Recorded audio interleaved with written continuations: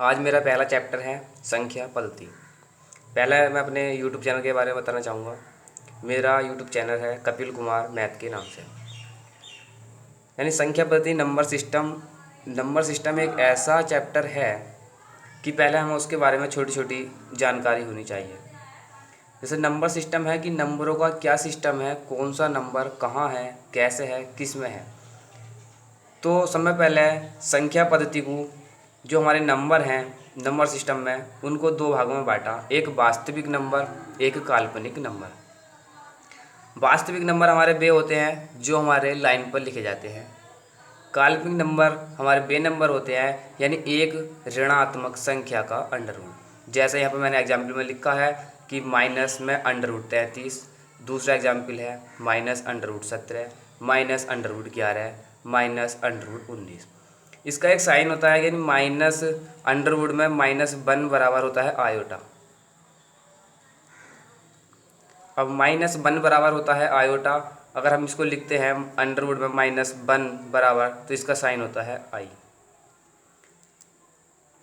अब यहाँ पे हमारे काल्पनिक नंबर तो हो गए। फिर हमने जब दो भागों में बांटा, एक वास्तविक नंबर, एक काल्पनिक नंबर, तो हमारे वास्तविक नंबर जो थे हमने उनको भी दो भागों में बांट दिया, एक दशमलव में और एक पूर्णांक में। एक दशमलव में बांट दिया और एक पूर्णांक में बांट दिया। जो हमारे दशमलव है और पूर्णांक है, हमने फिर दशमलव वालों को भी दो भागों में बांट दिया, एक परिमेय और एक अपरिमेय। परिमेय नंबर जो होते हैं हमारे, वो P बटे Q की फॉर्म में होते हैं। P बटे Q की फॉर्म में होते हैं।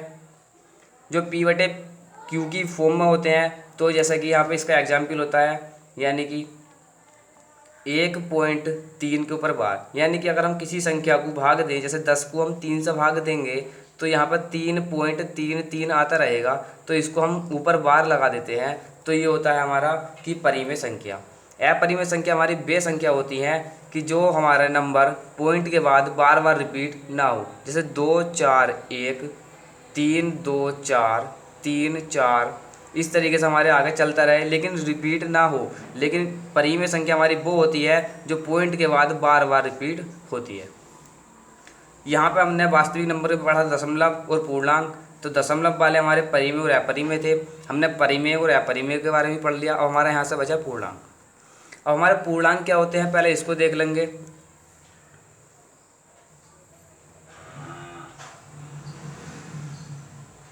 अब पूर्णांक को हमने दो भागों में बांट दिया। पूर्णांक को हमने दो भागों में बांट दिया। एक तो हमारा हो गया धनात्मक और एक हो गया हमारा ऋणात्मक।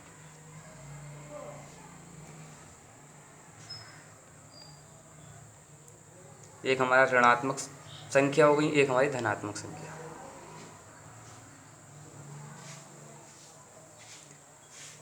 ऋणात्मक क्या होते हैं और धनात्मक क्या होते हैं, हमारा जीरो है। तो जीरो के बाद अगर हम धनात्मक की ओर चलेंगे तो +1, +2, +3, +4, +5, dot dot dot dot plus अनंत तक जाएंगे हम। अगर हम ऋणात्मक की ओर आएंगे तो -1, -2, -3, -4, -5, dot dot dot dot minus अनंत तक हम आएंगे। तो ये हमारे ऋणात्मक नंबर हो गए, और यानी धनात्मक नंबर भी हो गए और ऋणात्मक नंबर भी हमारे हो गए। अब हमने देखा धनात्मक नंबर को भी हमने दो भागों में बांट दिया। जो हमारे धनात्मक नंबर थे, यहाँ लिख देता हूँ मैं।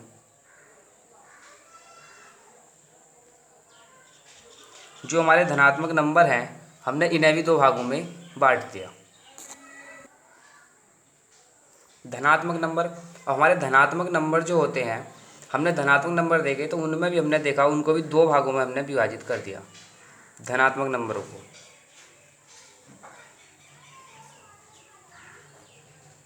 एक होता हमारा अभाज्य, एक होता हमारा भाज्य।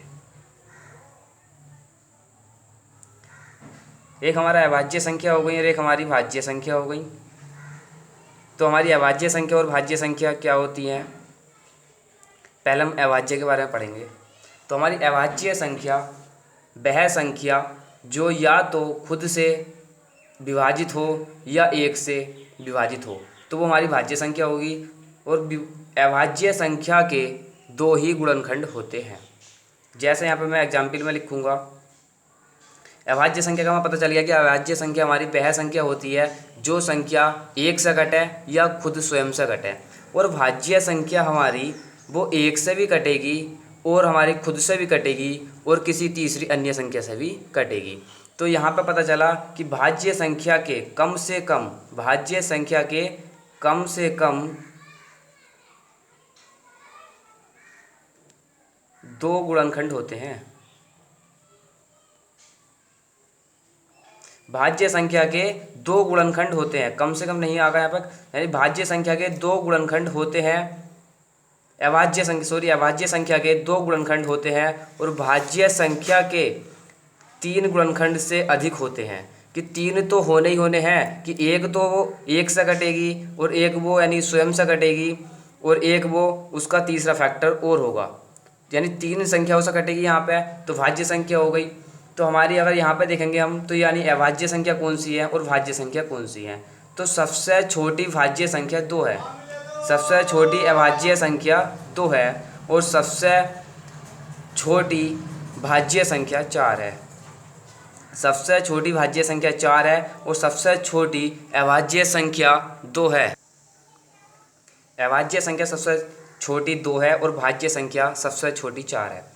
क्योंकि 2 के हम फैक्टर करेंगे तो 1 गुणा 2, यानी या तो एक वो 1 से कटेगी, 2 1 से कटेगा या फिर 2 से कटेगा, तो इसके फैक्टर जो आए हमारे 2 ही आए। और जैसा हमारा 4 है तो 4 के 3 फैक्टर आएंगे, एक तो यो 1 से कटेगा और एक यो 2 से कटेगा और एक यो स्वयं खुद से कटेगा। तो इसके जो फैक्टर आएंगे वो 3 आएंगे, 3 से ज़्यादा आएंगे, इसके फैक्टर 2 ही आएंगे। एक जो है हमारी, ना तो वो हमारी अभाज्य है और ना ही वो हमारी भाज्य है। तो हमने देखा आगे चल के कि जैसे इसमें 2 आ गया, 3 आ गया, 5 आ गया, 7 आ गया, इस तरीके से 11 आ गया। अब यहाँ पे हम देखेंगे भाज्य वाली में देखेंगे तो 4 आ गया, 6, 8, 10, 9 भी आ गया इसमें, 9, 10, इस तरीके से आगे इसमें चलते रहेंगे। फिर हमने देखा कि हमारी अभाज्य और भाज्य हो गए। धनात्मक नंबर हमने देखा 2 भागों में बांटा था, अभाज्य और भाज्य में। हमने देखा कि हमारे सम नंबर और विषम नंबर और होते हैं। हमने इसमें देखा सम और विषम होते हैं, तो हमने लिखा, इसको भी हमने 2 भागों में बांट दिया, एक सम नंबर और एक विषम नंबर। यानी सम नंबर हमारे वो होते हैं जो 2 से पूर्णतः विभाजित होते हैं और विषम नंबर हमारे 2 से विभाजित नहीं होते। तो यहाँ पे मैं इसके एग्जाम्पल लिख दूंगा, 2, 4, 6 डॉट डॉट डॉट। यहाँ पर लिख दूंगा मैं 1, 3, 5 डॉट डॉट। इस तरीके से हमारे सम और विषम हमारे। तो दोस्तों वो पिछला सब कुछ कंप्लीट हो गया था, संख्या का पता चल गया था कि कौन सी संख्या क्या है। अब हम देखते हैं विभाज्यता के नियम, यानी कौन सी संख्या किस संख्या से विभाजित होती है। हमारी जो संख्या है वो हमारी संख्या मैंने 3 ग्रुप में रखा है संख्याओं को।